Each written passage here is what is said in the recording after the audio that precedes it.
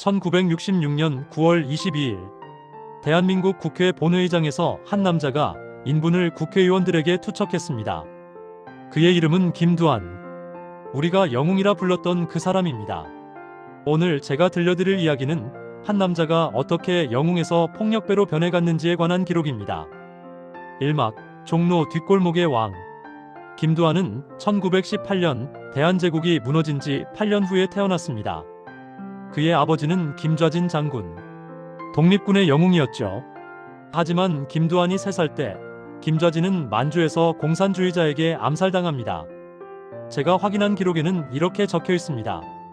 어머니는 아들을 데리고 서울 종로의 뒷골목으로 숨어들었다. 가난했습니다. 굶주렸습니다. 일제치하, 독립군 가족이라는 낙인은 생존 자체를 위협했습니다. 소년 김두한은 종로 뒷골목에서 구두 닦기로 신문파리로 살아갔습니다. 그리고 10대 중반 그는 선택합니다. 주먹으로 살아가기로. 당시 종로는 일본 야쿠자 조직들이 장악하고 있었습니다. 하야시파, 우메가와파. 이들은 조선인을 상대로 공갈, 갈취, 폭행을 일삼았습니다. 김두한은 조선인 청년들을 모아 주먹패를 조직합니다. 이름하여 우미관패. 목적은 단순했습니다. 일본 야쿠자에 맞서 조선인을 지킨다. 여기서 한 가지 흥미로운 사실이 있습니다. 당시 경찰 기록을 보면 김두한의 조직은 단순한 폭력 조직이 아니었습니다. 조선인 상인 보호, 일본인 업주 협박 금지 같은 자체 규율이 있었죠. 하지만 본질은 변하지 않습니다. 폭력은 폭력입니다. 김두한은 일본 야쿠자와 피 튀기는 싸움을 벌였고 종로 일대의 왕이 됩니다. 1930년대 후반 그는 조선 최고의 주먹으로 이름을 날렸습니다. 많은 사람들이 그를 영웅이라 불렀습니다. 일본에 맞서 싸운 조선인. 하지만 그가 정말 영웅이었는지는 해방 이후의 행적을 봐야 알 수 있습니다. 2막 해방 그리고 선택. 1945년 8월 15일 해방. 김두한에게도 새로운 시작이었습니다. 독립군의 아들. 일본에 맞선 주먹. 그는 영웅 대접을 받았습니다. 그런데 여기엔 또 다른 이야기가 있습니다. 해방 직후 조선은 혼란 그 자체였습니다. 좌익과 우익이 대립했고 친일파가 다시 권력을 잡았으며 미군정은 질서를 잡지 못했습니다. 이 혼란 속에서 김두한은 선택해야 했습니다. 어느 편에 설 것인가? 그가 선택한 것은 우익이었습니다. 정확히는 이승만과 한국민주당 계열. 제가 조금 더 깊이 들여다보니 이 선택에는 이유가 있었습니다. 김두한의 아버지 김좌진을 암살한 건 공산주의자였습니다. 그에게 좌익은 아버지의 원수였던 겁니다. 1946년부터 1948년까지 김두한은 우익 청년단체의 핵심 인물이 됩니다. 대동청년단, 서북청년회와 연계하며 좌익 탄압에 앞장섰습니다. 당시 기록에 따르면 그의 조직은 좌익 집회를 습격하고 좌익 인사들을 폭행했습니다. 1946년 9월 대구에서 10월 항쟁이 일어났을 때 김두한의 조직은 서울에서 좌익 시위대를 공격했습니다. 1947년 3월 제주 4.3 사건 직전 김두한은 서북청년회원들과 함께 제주도로 파견되었다는 기록이 있습니다. 여기서 한 가지 명확히 해야 할 게 있습니다. 당시 좌우 대립은 단순한 이념 싸움이 아니었습니다. 생존의 문제였고 정치적 선택의 문제였습니다. 그러나 김두한이 사용한 방법은 명백했습니다. 폭력. 그는 자신의 주먹을 정치적 도구로 사용했습니다. 1948년 대한민국 정부가 수립됩니다. 김두한은 이승만 정권의 비공식 폭력 조직으로 활동하게 됩니다. 1950년 6.25 전쟁이 터집니다. 김두한은 육군정보국 소속으로 활동하며 후방 치안 활동에 참여합니다. 빨갱이 색출이라는 명분 아래 얼마나 많은 사람들이 희생되었는지는 정확히 알 수 없습니다. 하지만 전쟁 기록을 보면 민간인 학살 사건 다수에 우익 청년단이 연루되어 있었습니다.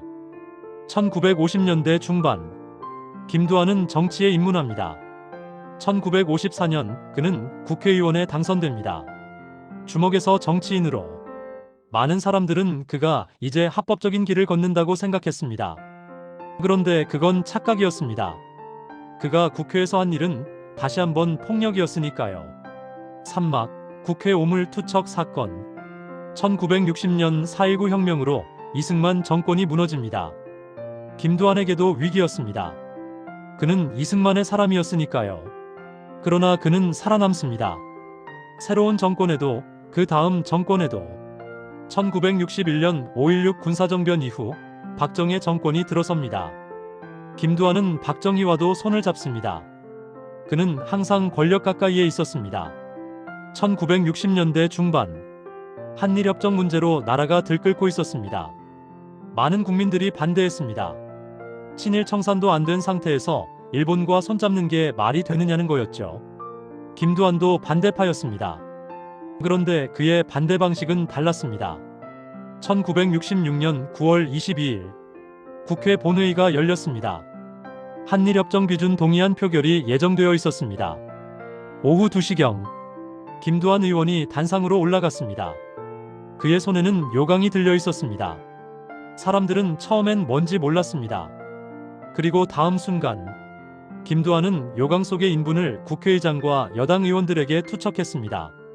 국회는 아수라장이 되었습니다. 의원들은 비명을 지르며 도망쳤고 경호원들이 김두한을 제압했습니다. 그날 저녁 전국이 충격에 빠졌습니다. 신문들은 국회 모독, 민주주의 파괴라는 표제를 뽑았습니다. 그런데 여기서 한 가지 놀라운 반전이 있습니다. 일부 국민들은 김두한을 지지했습니다. 부패한 정치인들에게 똥을 던진 건 잘했다는 반응이었죠. 제가 당시 신문 투고란을 확인해보니 실제로 김두한을 옹호하는 글들이 상당수 있었습니다. 왜일까요? 1960년대 한국 사회는 정치에 대한 불신이 극에 달해 있었습니다. 4.19 혁명의 이상은 무너졌고 군사정권이 들어섰으며 부정부패는 만연했습니다. 국민들은 정치인들을 믿지 않았습니다. 그 상황에서 김두한의 행동은 일종의 대리만족이었던 겁니다. 하지만 이건 위험한 생각입니다. 민주주의는 절차입니다. 법입니다. 대화입니다. 폭력으로 정치를 하는 순간 그건 민주주의가 아닙니다. 김두한은 체포되었고 국회에서 제명되었습니다. 그러나 그는 다시 당선됩니다. 1967년 그는 무소속으로 출마해 재선에 성공합니다. 놀라운 일이었습니다. 인분을 던진 사람이 다시 국회의원이 된 겁니다. 이게 무엇을 의미할까요? 당시 한국 사회가 얼마나 혼란스러웠는지를 보여줍니다. 그리고 김두한이라는 인물이 얼마나 복잡한 존재였는지도 보여줍니다. 영웅인가, 폭력배인가, 애국자인가, 폭력배인가. 그는 둘 다였고 둘 다 아니었습니다. 1970년대 들어 김두한의 영향력은 약해집니다. 박정희 유신 정권은 그를 더 이상 필요로 하지 않았습니다. 1972년 그는 정계에서 은퇴합니다. 1972년 11월 21일 김두한은 뇌졸중으로 쓰러졌고 나흘 뒤 사망합니다. 향년 54세였습니다. 그가 죽었을 때 사람들은 엇갈린 반응을 보였습니다. 어떤 이는 영웅이 떠났다고 했고 어떤 이는 폭력의 시대가 끝났다고 했습니다. 사막, 신화와 진실 사이 김두한이 죽은 지 50년이 넘었습니다. 그런데 그에 대한 평가는 여전히 엇갈립니다. 2000년대 들어 그는 다시 주목받았습니다. 드라마 야인시대에서 그가 영웅으로 그려지면서 젊은 세대에게도 알려졌죠. 우리 형님 김두한 이라는 대사는 인터넷 밈이 되었습니다. 하지만 드라마는 드라마일 뿐입니다. 실제 김두한은 훨씬 복잡한 인물이었습니다. 제가 오늘 들려드린 이야기를 정리해 보겠습니다. 김두한은 일제시대 조선인을 지킨 주먹이었습니다. 이건 사실입니다. 그러나 해방 이후 그는 우익폭력 조직의 핵심이 되어 좌익을 탄압했습니다. 이것도 사실입니다. 그는 6.25 전쟁 당시 후방에서 민간인 학살에 연루되었을 가능성이 높습니다. 그는 국회의원이 되었지만 국회에 인분을 투척했습니다. 그는 민주주의를 말했지만 평생 폭력으로 문제를 해결했습니다. 그렇다면 우리는 김두한을 어떻게 기억해야 할까요? 영웅으로? 악당으로? 제 생각은 이렇습니다. 김두한은 시대의 산물입니다. 일제강점기, 해방, 좌우 대립, 전쟁, 군사정권 그 모든 격동의 시대를 폭력으로 살아남은 사람입니다. 그는 영웅이 아닙니다. 그러나 악당도 아닙니다. 그는 그저 폭력이 정치가 되고 생존 방식이 되었던 시대를 상징하는 인물입니다. 우리가 김두한에게서 배워야 할 것은 이겁니다. 개인의 폭력이 정당화되는 순간 사회는 무너진다는 것, 영웅 신화는 위험하다는 것, 그리고 역사는 흑백 논리로 재단할 수 없다는 것. 김두한의 삶은 우리에게 묻습니다. 당신이라면 그 시대를 어떻게 살았겠습니까? 폭력 없이 생존할 수 있었겠습니까? 그리고 그 선택에 책임을 질 수 있었겠습니까? 쉽게 답할 수 없는 질문들입니다. 하지만 바로 그렇기 때문에 우리는 김두한이라는 인물을 계속 들여다봐야 합니다. 신화가 아닌 진실로. 오늘 이야기 여기까지입니다. 김두한. 그는 영웅도 악당도 아닌 시대의 증인이었습니다. 역사는 단순하지 않습니다. 사람도 단순하지 않습니다. 우리가 할 수 있는 건 계속 질문하는 것뿐입니다. 다음 이야기에서는 또 다른 격동의 인물을 만나보겠습니다. 함께 들어주셔서 고맙습니다.